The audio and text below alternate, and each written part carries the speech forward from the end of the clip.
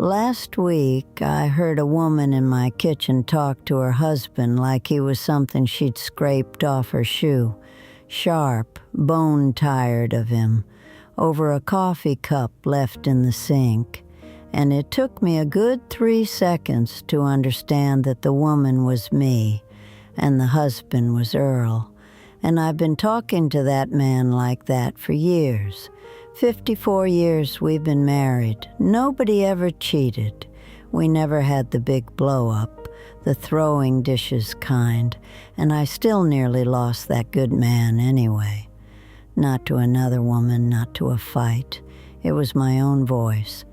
It was the tone I saved up all day and brought home to the one person I was surest would stay with me to the end, because a few days after that coffee cup, I found a box of old letters up in my closet, and what was in them showed me exactly what I'd been doing and exactly how to stop. It's me again, Faye, still 76, still here. And if you love somebody, and lately you've caught yourself being kinder to the girl at the checkout than to them, come sit with me a minute. This one's important. Let me tell you about the coffee cup, because it's so small you'll want to laugh, and that is exactly the point. Earl left a cup in the sink with a little coffee dried in the bottom of it. That's all. That's the whole crime. And I heard myself say, and it wasn't even loud, that's the thing that haunts me. I said, 54 years, Earl, and you still can't manage the 2 feet to the dishwasher. Flat, cold, like I was talking to a slow child, and Earl didn't argue back. That's what stopped me where I stood. He used to argue.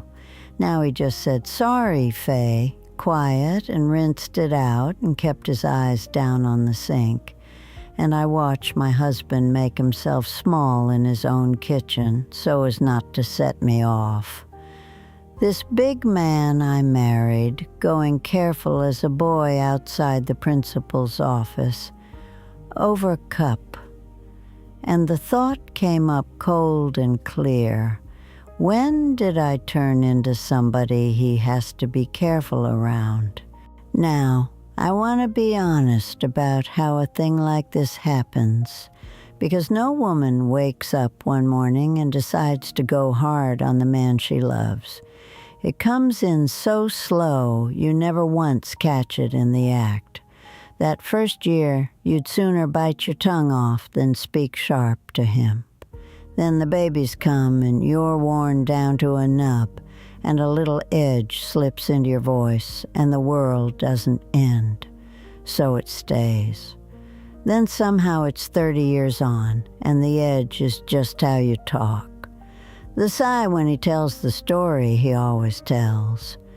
The correcting him in front of company. The eyes rolling before he's even finished. Little paper cuts. Not one of them draws blood, but 10,000 of them will bleed a marriage white.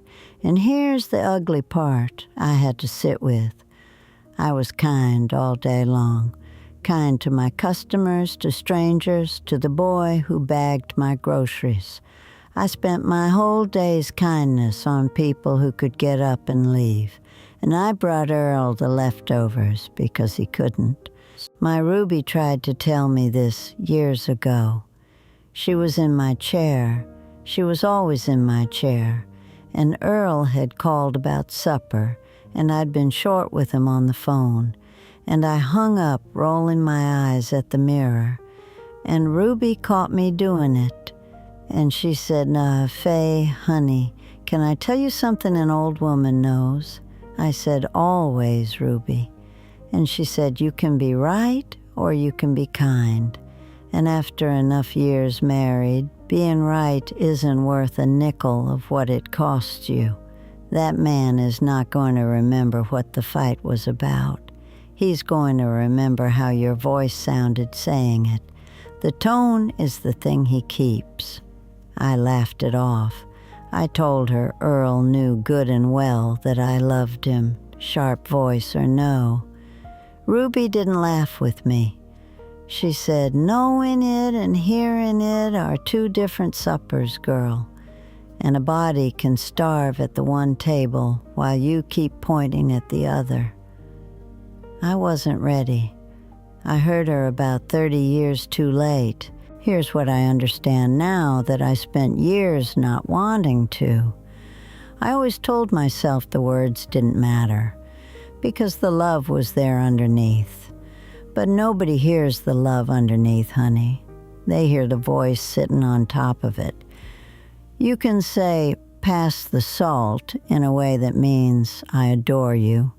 And you can say those same 3 words in a way that means, "You are a disappointment to me." And after 50 years, it's the second one that soaks all the way in. The tone is the message. The love underneath is just the story I told myself so I could keep using the tone. And I'll tell you the thing that shamed me the worst. Most of that sharpness wasn't even about Earl. I was angry at getting old. Angry at my knees, at the clock speeding up, at the face in the mirror. And Earl was just the one standing the closest to me. He caught the worst of me because he was the safest place to put it. I was hardest on him for the one crime of never leaving.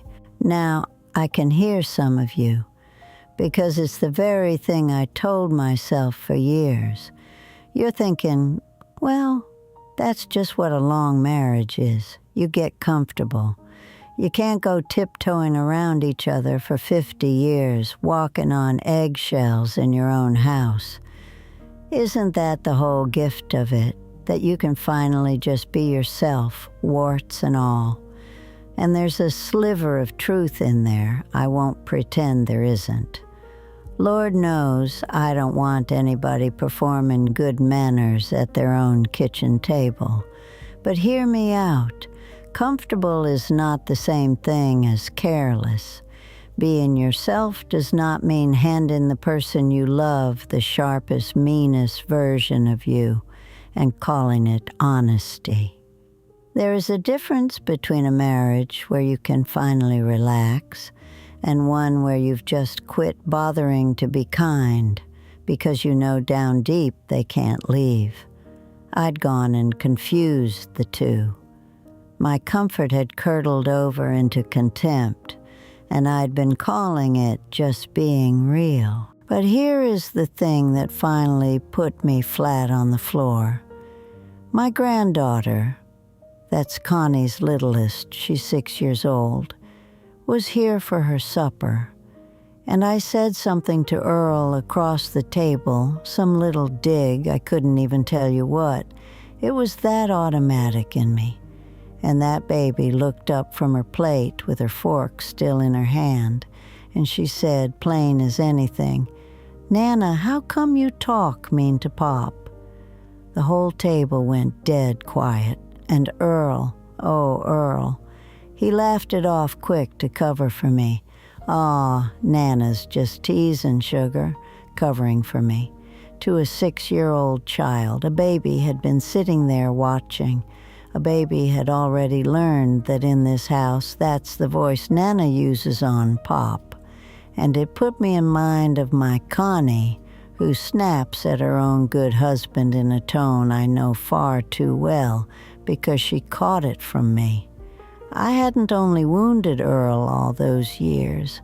I'd been teaching it, passing it right down the line like a family recipe. And the recipe was contempt. So a few days after that coffee cup, I was up in the top of the closet after something else entirely, and my hand landed on a hatbox I'd plumb forgotten, letters. From the 2 years Earl worked the line up in Ohio, back before we married, when all we had between us was the mail. And I sat down right there on the closet floor, and I read this boy. This boy who wrote, "Faye, I saved the best part of my whole day just to tell it to you tonight." Who signed off one of them, "Be gentle with yourself till I get home and can do it for you." That boy grew up into the very man in the next room I just snapped at over a cup in the sink. I didn't make a big speech. I couldn't have gotten one out. I walked in and I read him one of his own letters out loud, and the two of us cried like a couple of fools, and I made myself one rule, and I keep it every single day. Before I open my mouth to Earl, I ask myself one question. Is this how you'd talk to him if you'd just now gotten him back? Because a day is coming when one of us doesn't get the other one back, and I will not have my last tone be the coffee cup. So here's what I'm asking of you, and I mean this week, in your own kitchen, not someday. Just listen to yourself for one day. Listen to the voice you use on the person you love the most in this world, and hold it up against the voice you'd use on a stranger who stopped you for directions. And if the stranger is getting the better one, well, then you've got the same sickness I had, and I promise you it is not too late. And it is so much smaller to mend than you're afraid it is. You don't need a big talk. You don't need to fix 50 years in an afternoon. You just need to catch one sharp thing on its way up and set it back down, and say the kind version instead. Do it one time. Watch their face. Watch them not brace. And then do it again tomorrow. That's the whole repair, one soft sentence at a time, the very same way it came apart. I'm 76 years old. I spent a good many of those years being kind to the whole wide world and carrying the sharp edge home to the one man who never once stopped loving me through all of it. And it didn't take a betrayal to nearly cost me everything I had. Just a tone. Just years and years of a tone. Earl and I are all right now. Better than all right. We're careful with each other again. And I don't mean the flinching kind of careful. I mean the tender kind. The kind you are with a thing when you finally understand you could lose it. Every morning now, I try my best to talk to him like a man I got back from somewhere, because that's just what he is. Down in the comments, I want you to tell me, who in your life gets the sharp voice you'd never once use on a stranger? You don't even have to name them to me.